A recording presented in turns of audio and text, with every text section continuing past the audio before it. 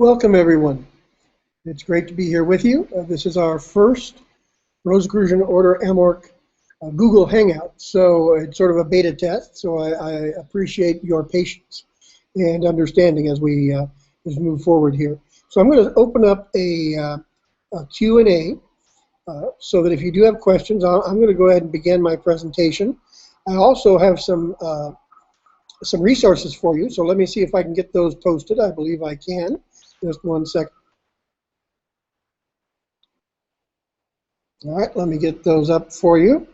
These are some resources that will be helpful to you.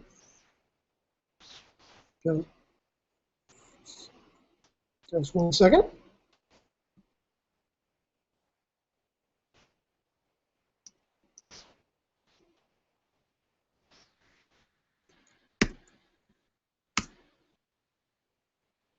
So what I'm posting are two copies, or two versions rather, of a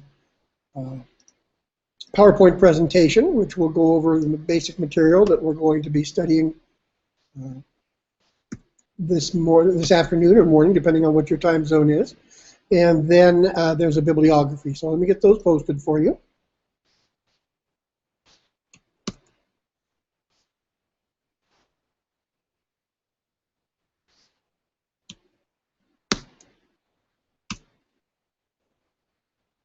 All right, those should be available to you in the resources section. You should be able to find them in the showcase section of the presentation.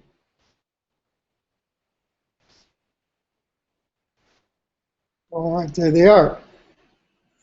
Now I'm going to open up a Q&A window here so that as I'm going along, if you have any particular questions, I'll be happy to respond to those as I can.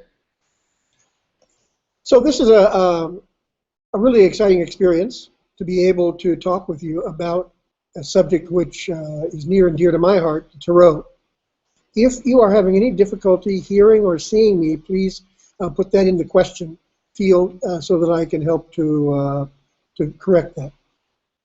So the Turo is something that I've been fascinated with for most of my life. And it, of course, cannot really adequately be discussed without reference to the Kabbalah. So if you do have the PowerPoint presentation downloaded, one of the second slide is that of the tree of the Sephiroth in the Kabbalah. So as we will see as we go through, there are absolute definite correspondences between the Tarot cards, both the Major Arcana and the Minor Arcana, and the Sephiroth and the Paths of Wisdom. But we're here really to discuss what are some particular Rosicrucian perspectives on the Tarot. Of course, the Tarot is a journey to reintegration. The four suits, as we'll see in just a few minutes, represent the four directions, the four elements, etc. The Major Arcana trace the journey of the Fool from involution to evolution, and also demonstrate for us the process of growing in mastership, which ultimately results in reintegration. But we have to take this one step at a time. If you do have a Tarot deck available to you, please go ahead and open that so that you'll be able to go through and see as we're processing through this this time together. The specific Rosicrucian principles that I think certainly could be brought to bear on the subject, first of all, would be, of course, the theory of correspondences. I think we're all fairly familiar with that. It goes back to the axiom "as above, so below" from the Emerald Tablet of Hermes Trismegistus. And what this indicates, and Jacob Böhme speaks of this, all mystics really do speak of this, that the entire manifested or created, depending on your point of view, cosmos, all are symbols or icons or signatures, as Jakob Böhme talks about, pointing back to the one source from which they came. And so if one studies what is here below, one can learn to access that which is above. And that's perhaps the most basic principle of esotericism. Now, and of course, Rosicrucians have that principle very much in mind. Secondly, however, one of the things that we do in our early studies is we improve on our concentration. Concentration is absolutely essential to one's esoteric and mystical work. And it's something that's very difficult in our day and time, because our attention is being drawn hither and yon throughout the entire day. We have so much input, and even this kind of electronic media that we use nowadays is in fact in itself a bit distracting. And so it's difficult for us to learn to concentrate. And the Turo is actually a good tool for that.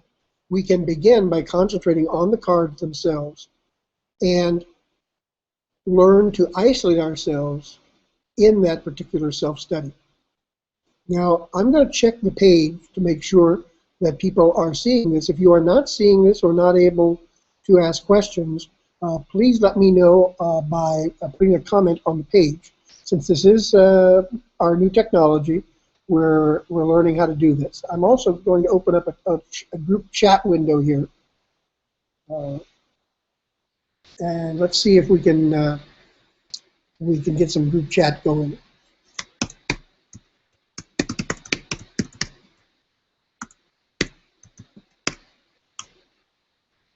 Whoops.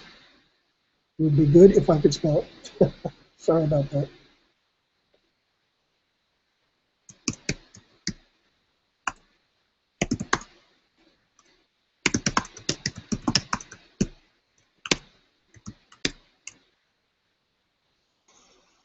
Very good. I'm going to go over and check the event page.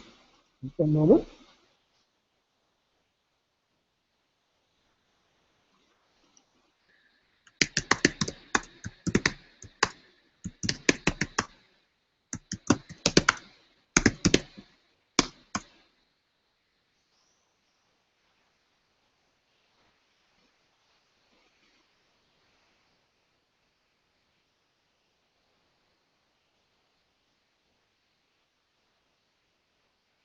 So we hope that we will have a chance to interact with those who are viewing this Hangout. So, as I was saying, concentration and attention are absolutely vital for any esoteric work, and in particular with the Tarot. And those of you who have done concentration experiments understand that this is not the easiest thing to do. For the Tarot, what I would recommend is taking card by card and, in a sense, memorizing them. When we get together in our in-person Tarot workshops, one of the first things we do is we take a card, just at random, and take 5 minutes to try to memorize every detail on the card. And then participants turn in pairs to one another, show one another their cards, and then describe them for their partner. Then, of course, they receive feedback as to how well they've done. In fact, most people can, since the Tarot is relatively simple in its presentation, it usually is possible to memorize and to have long-term memory retention for the Tarot cards themselves. So it really is, even at home, it's an exercise that you can do by beginning just with any card and memorize that card, and then turn it over, and on a sheet of paper, write down everything you remember, then turn the card back over and see how accurate your memory was. This is really the first step in learning Tarot. is to learn the cards themselves. We know, of course, that in Rosicrucian principles, what we focus on manifests. And so the more attention we give to the cards themselves, the more we are able to grow in the meanings that they have for us. Now, I should say at the outset, we are not talking about fortune telling. From the Rosicrucian perspective, there is no such thing as fortune telling. The cards are just as with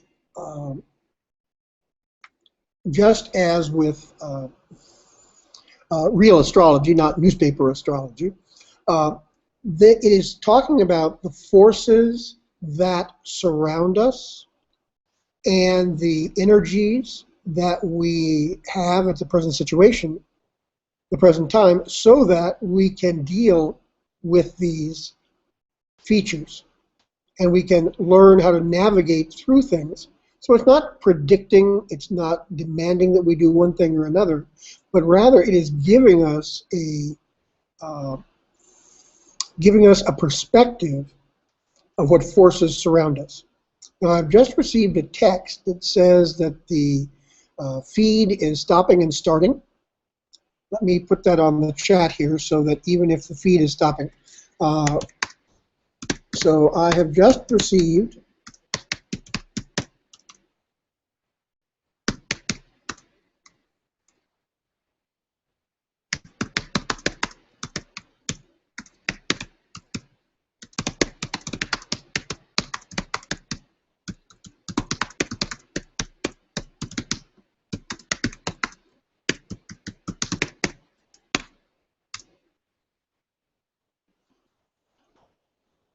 So let me check with, since this is a beta test, I do apologize. Let me just check with the person who texted me. Let me give you my text number so that if you do need to communicate with me, you'll be able to do so, even if this session isn't working as well as it should. The number that you can text me at is area code 415-706 9384. Let me write that down for you.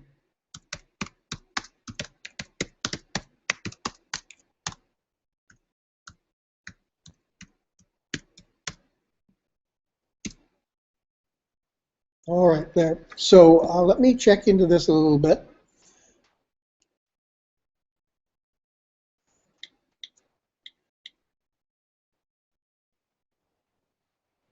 Okay, so let's see what we can do about, perhaps we'll open up this Q&A window and see if we're able to participate a little bit better. Ah, very good. Okay, so we've got some questions here. Excellent. Okay.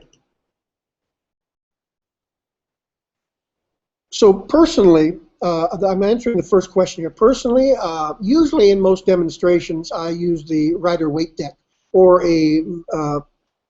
an adaptation of that. I just find that I like the symbolism and I find it useful for my own memory. However, any deck is certainly very good. So you need to pick one that speaks to you. That's my experience. So let me check. Let me just go here with the second question. I haven't planned to do, the question is, are you going to be covering the summary of the Kabbalah from the recent issue of the Rosicrucian Digest? And actually, I had not planned on that. The Kabbalah is certainly intertwined with the study of Turo, but the Rosicrucian Digest issue, which you can find online at rosicrucian.org/publications, is a very fine summary of Kabbalah. And so I think that you certainly refer to that either online or if you have a print copy, and that would be the best example. Kabbalah, of course, as we know, is an ancient tradition that is connected with probably the Jewish community in Alexandria from about the 2nd century of our era. Excuse me, 2nd century BCE. and the first works that we have in written form come from the Middle Ages, but it certainly is connected to Merkaba mysticism from the Hebrew Scriptures. Let me continue down the questions here. I certainly appreciate this. Great. Are there any other concentration alternatives? And I'm not quite sure what is meant by that. I don't think there's really any any alternative to concentration. I mean, it's a tool, but there are many exercises that one could use. For if you're a Rosicrucian member, those are given in the monographs, and we actually do have some. We have an old pamphlet about concentration and memorization. So if you want to drop me an email at sarmstrong@rosicrucian.org, I'll see if I can find a PDF copy of that. I'm not sure, but I should be able to find that. If you want to clarify that question, feel free to put that in. And I appreciate that someone has texted in here that they can see and hear me clearly, so that's good.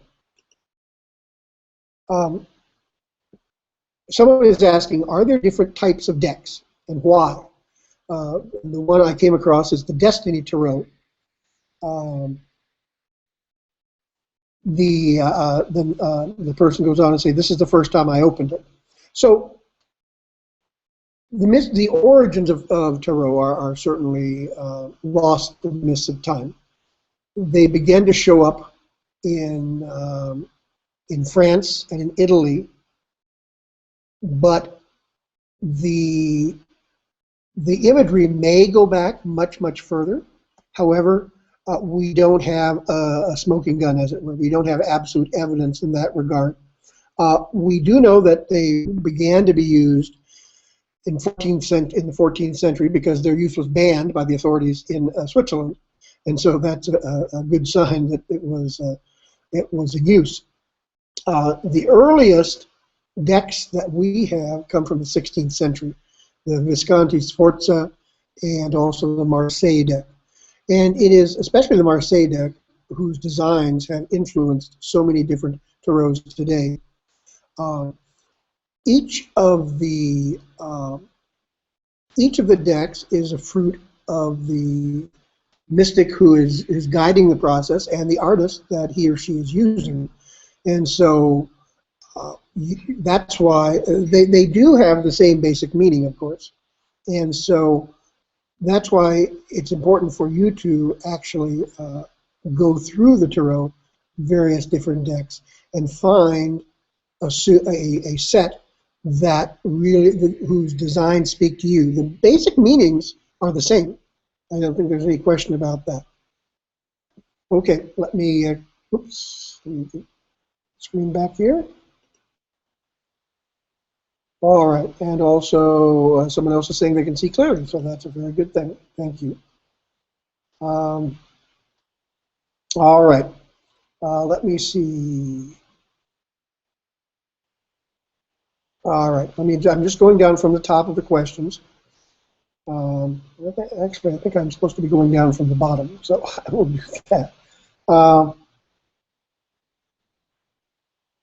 I do apologize. Someone is asking; they're not sure how to get to the Q&A, but they actually typed it in the Q&A, so you are there. And be able to download the docs in advance. I agree.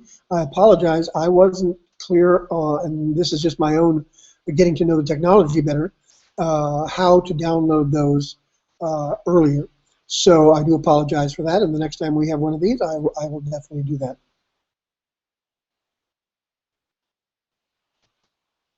All right.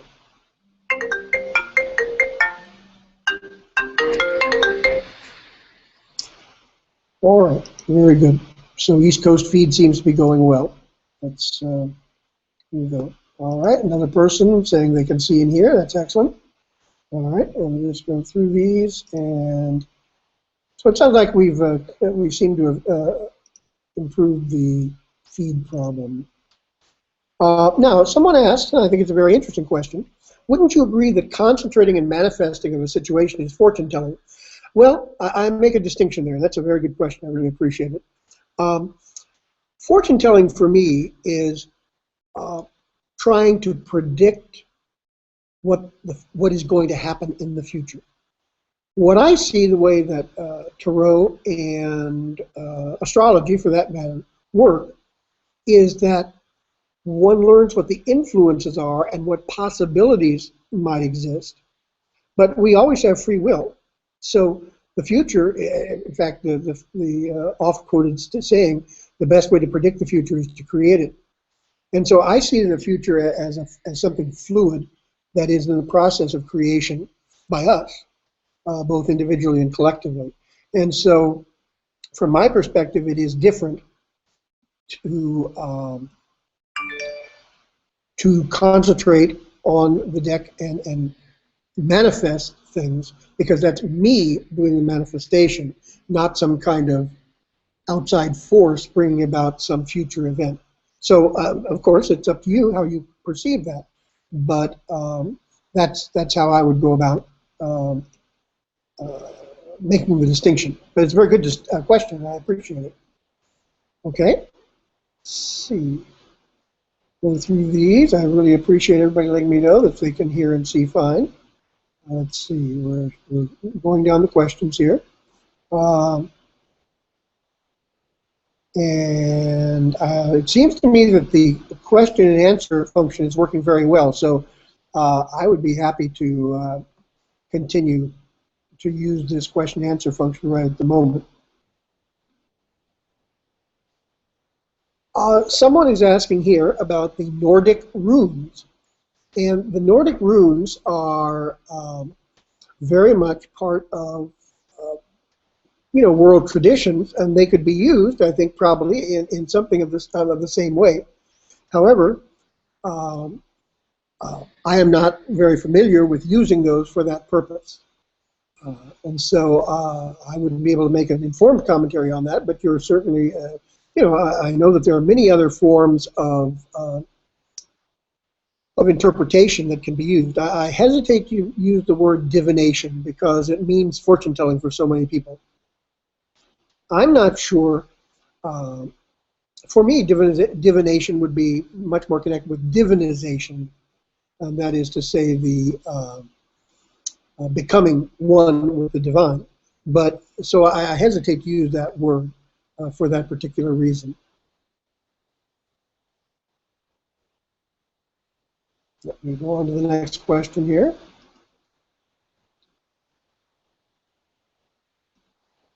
And the question, and absolutely correctly, says, by memorizing and paying attention to the tarot cards, are we penetrating into the psychological archetypes and drawing from their wisdom?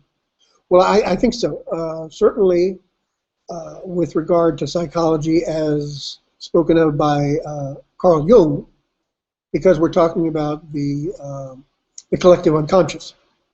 And we are talking about archetypes that are deeply set within the human person. So I think that is certainly one of the things that happens when one begins to work with tarot, because it's interacting with with each of our own psychologies, which we have a common part to, and we also have our own distinctive psychology. So I really I agree, and this is, I think, part and parcel of the way that the tarot works. It's not magic in that sense of the term. I know magic has many different definitions, but I mean, in other words, the magic isn't really in the cards. The power is in us. So thank you very much. That's a great question. Let me that. They're all great questions. I really appreciate it. This is kind of an interesting format to use. Now, I've got a little bit more detailed here. It says, in regards to the correspondence between the minor arcana and the 22 paths of the tree of life, why are there differences? You ascribe to the standard associations, i.e. fool between Keter and Chokhmah, emperor between Chokhmah and Tifereth, etc. Well, that is a highly technical question with regard to tarot. I usually go with the standard. For me, and I think somebody else has mentioned this, I equate the Fool with 0 and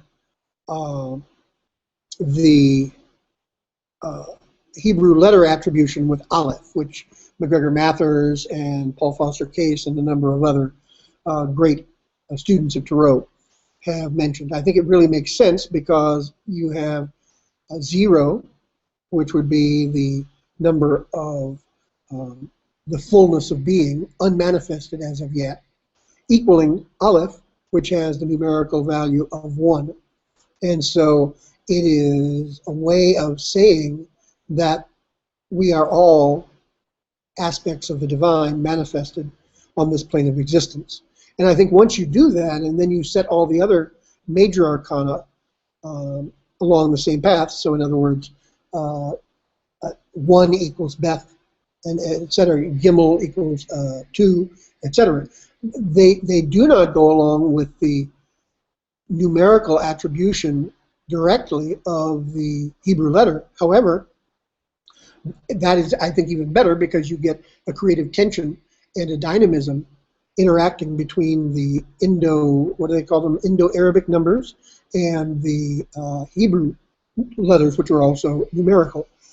So I find it a very rich way of going about it. So usually the 22 paths on the Tree of Life are, each one of the paths is represented by one of the Turo, one of the major arcana of the Turo. And there are quite a few illustrations of that. I don't have one here in our slideshow or in our PowerPoint today. But I generally go with the standard attributions of the 22 major arcana with the paths of the Sephiroth, but also reserving the idea that when we do Turo interpretation or concentration and meditation, we also want to play off the numbers as the Indo-Aryan numbers as they are represented by the 10 Sephiroth, because as Pythagoras says, wisdom is knowing how to count to 10. And so I think, as we did in our class, and you'll see in the handouts that I posted, there's an interplay there that actually creates a very rich field for meditation. So thank you very much for that question. And we have a clarification now from one of our participants. To clarify the question on concentration alternatives, I meant it's more of an alternate technique to the tarot card. And as I say, there are some other techniques that the Rosicrucians have taught publicly, so it's nothing.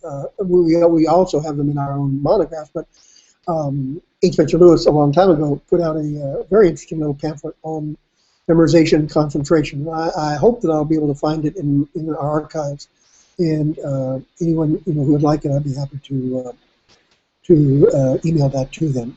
So it's a really interesting little pamphlet. All right, I hope that clarified that question. And it says, where are we typing these things to? I only see the Q&A and showcase tabs in Google Hangouts. Well, actually, what we're using right now, we're using the Google showcase tab because it seems like it works best right at the moment. So we'll grow in our knowledge and ability of the use of Google, just as we grow in knowledge and ability and use of every other tool that we have. So, thank you.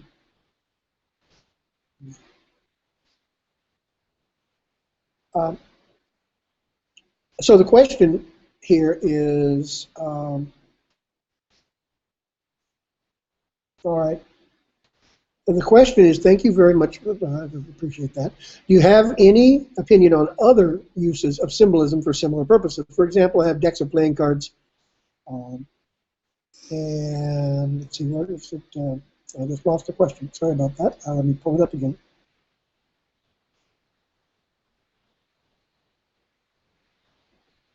Here we go, okay. Just a moment. So it says, for example, I use decks of playing cards, others I've known of cast runes or read tea leaves. Yes, symbolism for me, it comes from the Greek word symbole, which means to put together. And a symbol is something, actually, in my understanding, is something that's more real than real. It is bringing together two levels of reality which could not coexist with one another unless we use the symbol.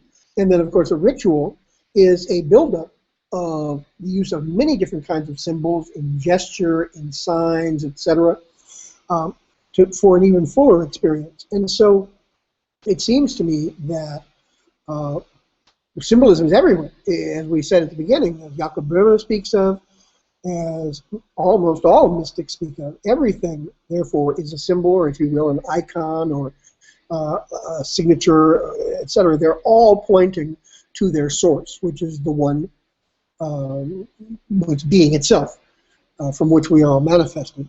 And so, yes, I think absolutely symbolism is one of the most basic tools, because it goes back to the Hermetic axiom, as above, so below, which is absolutely basic to all esotericism, and certainly is absolutely basic to a Rosicrucian approach to the Turo.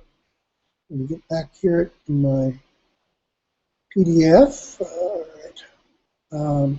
Just 1 second. All right. So thank you very much. In that regard, let me also mention that we said that one of the basic Rosicrucian principles is what we concentrate on manifests.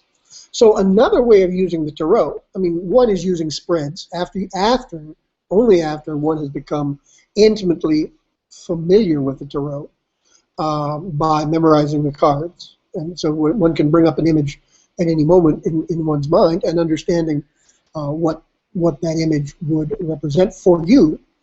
But also, what we concentrate on manifests. So therefore, if we know that we have something that we need to transmute in ourselves, for instance, if we perhaps need to grow in strength or in mastership of mastery of life, etc., one would then choose cards that represent that quality and meditate on them almost as if they were mandalas or icons or whatever.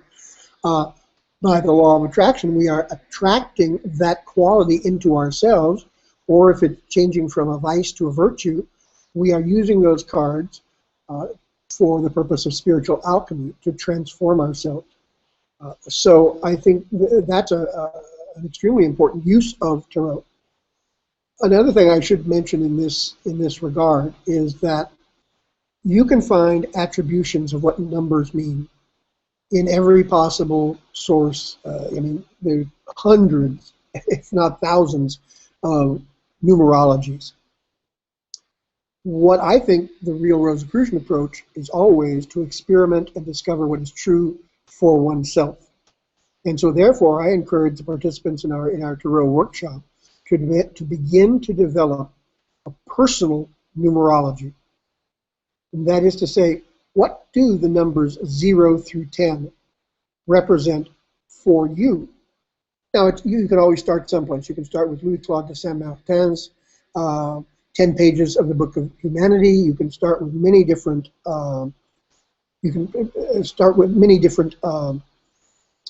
Bases, but in true Rosicrucian fashion, one would then test those for oneself, not accept them because some authority, no matter how exalted, has said this. And a lot of the numbers, of course, have natural symbolism. I mean, 0 means can be certainly is the unmanifested potential. 1 is first emanation. 2 is duality. 3 is the law of the triangle. 4 are the 4 elements. The 4 directions, the 4 quarters of the sun, usually indicates this plane of existence, etc., etc. So, and of course, using the 10 Sephiroth as a bouncing off point for what the 10 numbers mean is extremely useful. But as Rosicrucians, we always test it for ourselves and not accept just what someone else has said.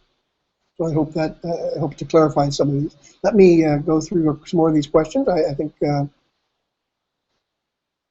We have a question here. I agree with the statement about the future. It's a best case of energy based upon the energy that was and the energy that is present. And I certainly think so. I think we can we form the future. And the Turo or astrology or any one of these means, Kabbalah, are tools that we can use to focus energy and to see what is surrounding us so that we can navigate through it better. Absolutely. We continue here and take the next one. And also, so the same querent asks or says, it all plays into the fact of multiple universes, which again is, yes, absolutely. Modern science has shown us that we are probably in a multiverse. Some people talk about the 11 strings and M theory, membrane theory. And also, another quantum physics talks about that every time a choice is made, a human choice or, for instance, a molecule's choice to spin this way or that way, a new universe is created, a new dimension, a new reality. So, and if my consciousness is spread across all of those, then indeed all possible futures are being worked out by all possible instantiations of you and me and all the other beings involved. So we're just experiencing one level of reality right now as individuals, but in meditation sometimes we can access some of those other dimensions, and ultimately when reintegration occurs, then it will all be brought into one, not just our planet, not just humans, not just solar system or universe. It's all being reintegrated into its source, because there is only one source of everything that is. Let's see, we have welcomed the group from Hispanic Atlantis Lodge. And, how can we practice concentration collectively is the first question. Well, I think we do that in our exercises and in our convocations. For instance, the vowel sounds help us in doing that because we are all together focused on that. I think collective concentration exercises are perfectly good.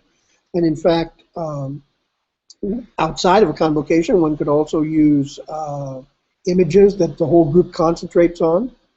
I know that, there's some experiments in that regard. So I think it's really what we do is individual concentration, but then simply manifested in a larger group. And the second question is, how can we transfer what we learn from the Turo to our everyday practice?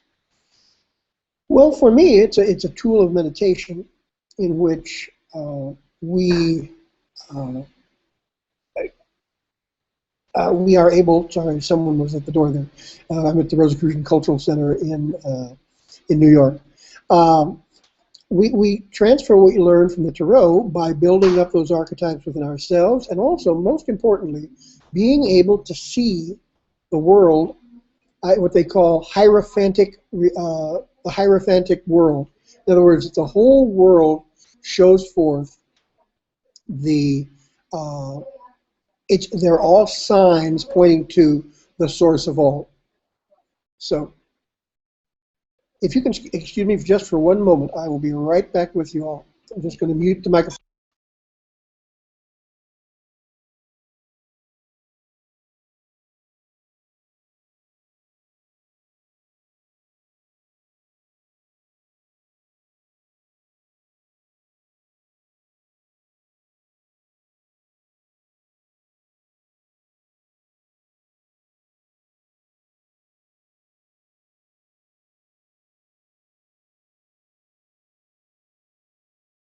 Here we are back again. Sorry about that. That's part of being a live broadcast. Okay, so thank you very much. Let me go on to our next question here. Okay.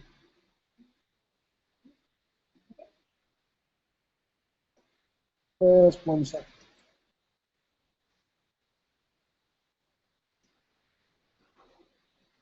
All right. So it says the ability to determine an outcome based on a finite conception of the eternal fate of all beings would relate to fortune telling. But existence is limitless. The cards serve as a medium for your inner development. Well, I couldn't say it better myself. Well, certainly.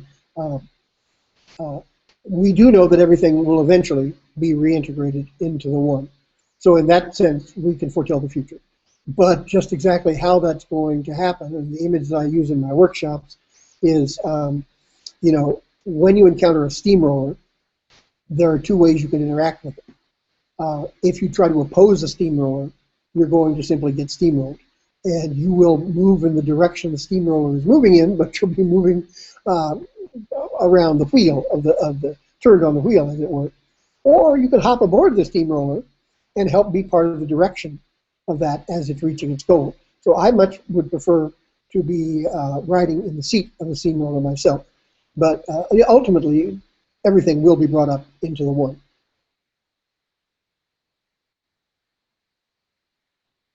All right. It says, someone has said here, for those who are interested, the weight deck was designed by Pamela Coleman Smith have what I believe are traditional designs for getting to know the deck visuals. And I would agree with that. That's why I like to use it in all my demonstrations. It was originally published in 1909. That's why we were able to use the images in the PowerPoint presentation, because it's out of copyright.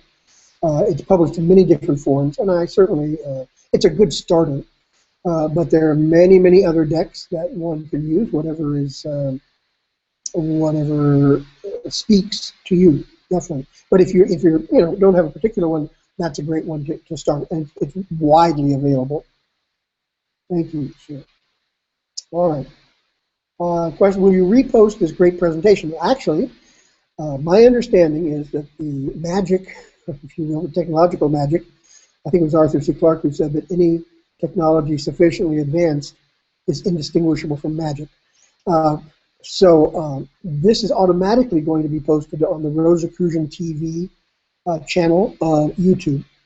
So I'm going, I'll take a look at it, but I understand that it's going to be rebroadcast there, and it'll be available for people to listen to.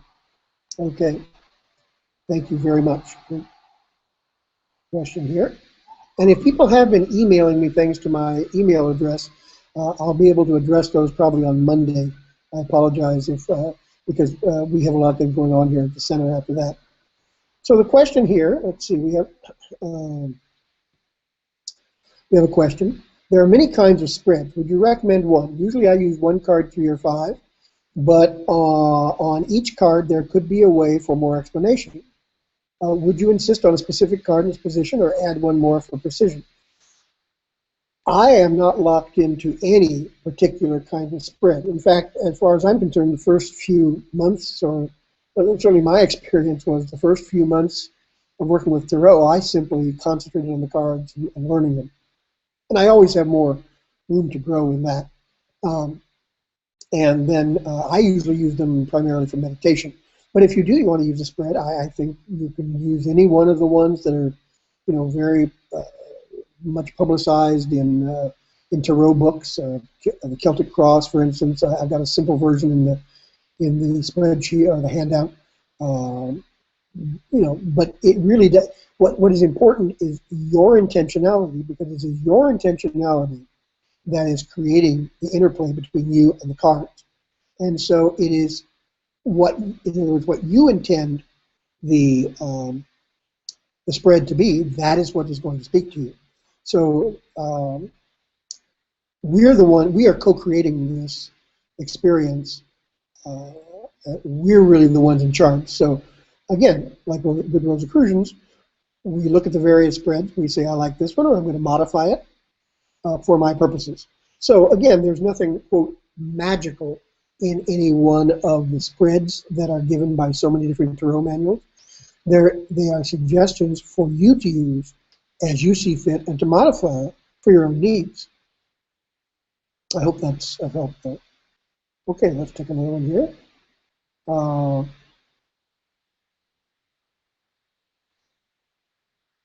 So it's any commentary on the Fool, on Aleph, representing Aleph, as opposed to Fool representing Shin. And I think we talked about that earlier. The way I use it is Aleph. But that's because that's what makes sense for me, and I've tested that for myself.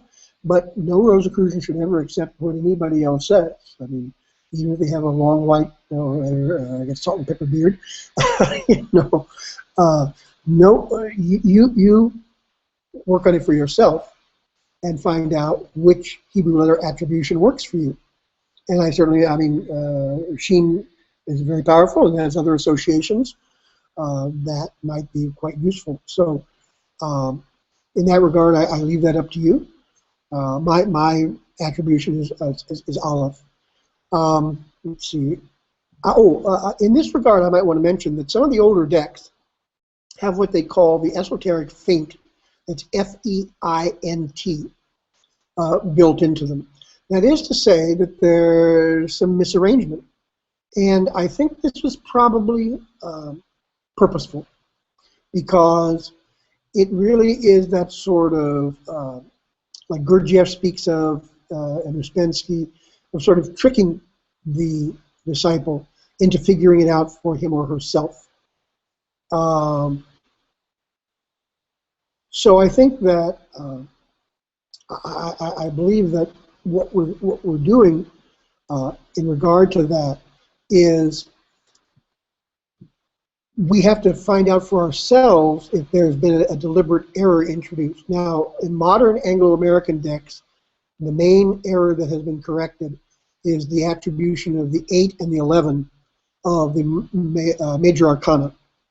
In some of the continental decks, 8 represents justice and 11 represents strength. However, I do believe that the correction that McGregor Mathers and others did, making 8 strength and 11 justice, makes absolute sense. So, and some decks, for instance, have the Fool as card 22, or mixed in somewhere else. So I think that one has to look carefully. But another reason I like the Weight deck is that it's relatively free of that sort of thing. Okay, thank you. Let's see. Question here, and a very good one. Do you charge your cards with intention? Absolutely. That's one of the reasons why it is the custom that once that once you get a deck of cards that you're going to be using, you do not let other people touch it. Now, it's not a taboo. It's not ritual purity or anything like that. It's the idea that you are building up the vibratory nature of this deck. And so you absolutely do send your intention to the cards. And of course, whenever you're doing a spread, you always have to ask a question. And that in itself orients you and your consciousness, and more importantly, probably your subconsciousness, to be able to arrange the cards subconsciously in the way that they should be arranged. So intentionality is really everything. I mean, that's that force of will by which consciousness creates. And we know that we actually bring things into manifestation by our attention, our will, our concentration, and thoughts manifest, words manifest. Thank you. Let's see here. So Southern California is getting good reception. That's good. We certainly send our thoughts and prayers, by the way, to everyone in Northern California. You know, there was a very serious earthquake, about 6.1 up in Napa. A lot of damage done up in Napa. And Governor Brown has declared a state of emergency in Northern California. So everything seems to be fine at the Rosicrucian Park, but they got shaken up a little bit in San Francisco, and Napa sustained a lot of damage. So please send your thoughts, intentions, and prayers to all the creatures of Northern California for their safety. So the question here is, page 27 of the presentation you provided states, 1614, 1615, the Fama and Confessio mention that the Rosicrucians have a device called Rota, which is consulted for information about past, present, and future.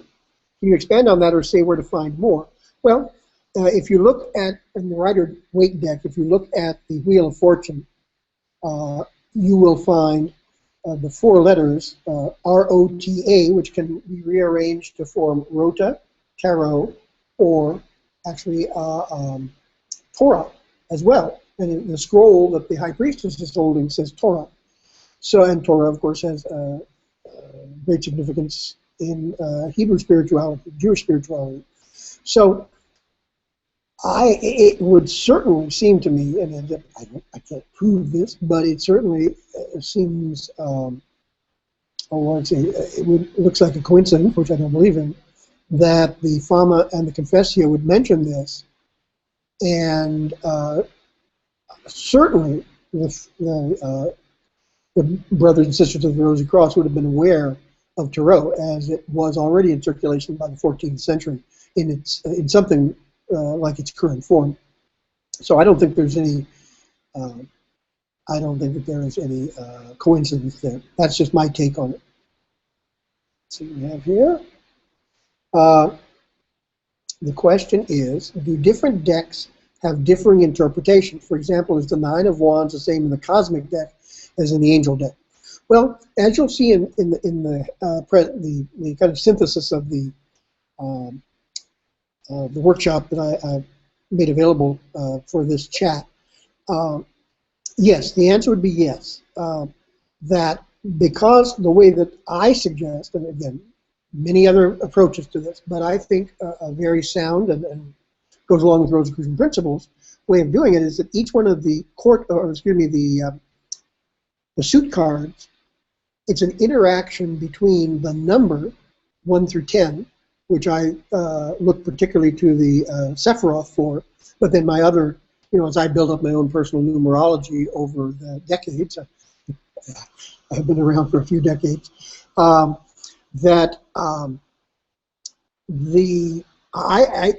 see an interaction between that number and then the meaning of the suits themselves, which I've given some preliminary indication of what the four suits of the Tarot represent. And so I look at all of them. So I build up a whole set of associations for the numbers and the suits. And then when I see, for instance, as you say, the Nine of Wands, I put those two together. So I find that there are two different types of Tarot decks with regard to the designs of the numbered cards of the suits. One uses mnemonic devices. Now, the Coleman weight is certainly such. So they do designs which are supposed to help you remember what the meaning of the card is.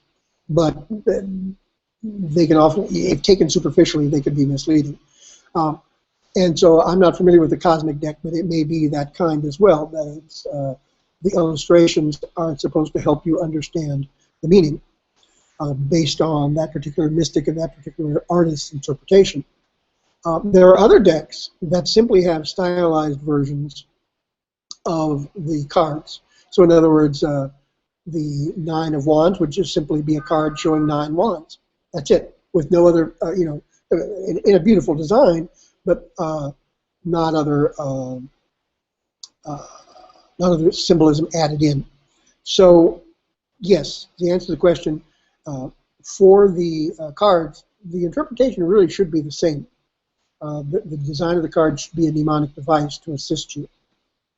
And I hope that in the handouts I've given people some clues as to how to begin building up a personal numerology. And I think that's absolutely essential for understanding Tarot. Otherwise, we're just interpreting it the way somebody else tells us to interpret it. All right, let's see. It says, what does the symbolism of a double heart, one superimposed on the other, slightly off-center with a red jewel in the center, mean to you? Well, I don't know. As you know, in the Rosicrucian tradition, each of us must interpret symbols for ourselves. I would say that it kind of sounds like a Venn diagram to me. The two hearts intersecting, and there's a part of one heart and part of the other heart that create a new space. And a red jewel at the center reminds me of that wonderful mystic writing, the crest jewel of discernment by Shankara, and the jewel being the center of consciousness. So that just is off the top of my head. But but again, interpreting symbolism is like interpreting Tarot. You have to first seek the universal heart archetypes that are in all of us, as Jung tells us, the collective unconscious. And then from there, build up our own. Each of us builds up our own specific understanding of various symbols. But I mean, just quick analysis. That's what something like that would say to me. But I'm sure there's something much deeper there too. Thank you. Let's see. The next question, and I am very new to Turo. I've changed my cards. I've charged my cards with my intention, love, positive energy. I feel like the cards then are arranged through the quantum energy to move the correct card to the correct position to be pulled out of the deck. Does the Rosicrucian teach the same? Well, the Rosicrucian order, Amor, does not formally teach techniques of Turo. As with everything, Rosicrucians are encouraged to investigate anything that they are interested in. So there isn't an official answer to your question. However, I would say that yes, the general Rosicrucian understanding is that we create intentionality, and our intentions manifest, and that our subconscious works and affects both the conscious and it can affect the physical world. And so I don't see any problem with what you're suggesting. But again, not an official Rosicrucian answer, but kind of extrapolating from Rosicrucian ideas. It certainly makes sense to me. And we know the quantum understanding is really very interesting. I have something here which we're not really going to be able to do today, but it's a suggestion for next time. It says, would it be possible to go through your PowerPoint slides first and then take questions? So that's a good idea. Obviously, we only have about 4 minutes left today, so we're not going to be able to do that, but it's a very good suggestion, and I'll be happy to do that. I've got to figure out how to actually put the slideshow on camera so that we can all look at it together with my voiceover. I'm pretty sure that's possible, and so we'll work on that. Thank you very much for that suggestion. We just have time for a couple more questions. If you have a question that has not been answered because we run out of time, I'm happy to, you can send those to sarmstrong@rosicrucian.org, and I can't promise to answer them today, but I mean, as I can, I will be happy to talk with you. Not that I have any, remember, Rosicrucians look for their own answers, so I can only suggest directions of how you might be able to find your own answers. So let's see, the question here, do the tarot cards correspond to the different parts of the human body? Well, if you combine them with the Kabbalistic attributions, as you build up various interpretations, then yes. I mean, the Major Arcana, if you link each one of them with a Hebrew letter, then as you know, there are many associations with the body with regard to that. And then with the suit cards, which are 10 numbered, and then 4 court cards, again, yes, very definitely there would be attributions to parts of the human body. And so that's, again, part of this building up of a symbolic structure for yourself. So I certainly encourage you in exploring that. Let's see. Let's see. It says, what is the significance of creating that numerology? Well, the significance of creating your own numerology is it's yours. You're not accepting what someone else says. Even though I'm a great admirer of Louis-Claude de Saint-Martin, and am myself a Martinist, and have learned a great deal from him. He would not expect me to accept what he says without exploring it for myself. And so I think that's really the significance of creating one's own numerology, which is going to be with you for the rest of your life. So this is not a project for a period of time. It's a project for your whole life. Okay.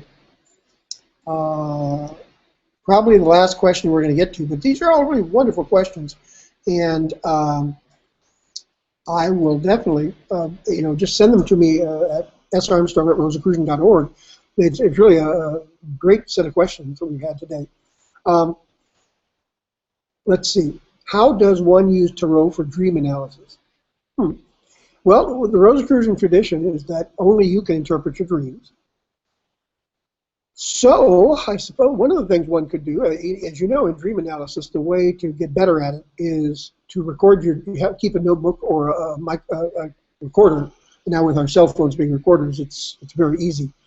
By your bed, and as soon as you wake up, immediately record everything that you remember from your dream. But then I suppose one would, if there are certain symbols that stand out, you could compare those to Turo.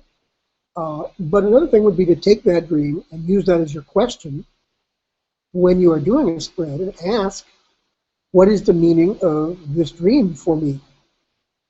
And there will be an answer given. The cosmic doesn't always answer us in the same way that we want to be answered, but we always get an answer. Well, we have reached our time of 2 o'clock here in Eastern time. So I hope these questions will save because they really are, this is an extraordinary group of questions. I've really enjoyed working with this, and we're going to continue to improve this technology, improve our use of it, so that we can continue these kinds of discussions, not just with me, but in AmWork in general. But thank you all very much. I really appreciate it, and please do any unanswered questions. Send me the question at S. Armstrong, that's Stephen, S. Armstrong at Rosicrucian.org. And as soon as I can, please be patient, but as soon as I can, I'll be happy to respond. Well, peace profound to everyone. Thank you very much. This has been a great experience, something entirely new. You're never too old to learn new tricks. So thank you all very much, and peace profound to you. Have a wonderful Sunday.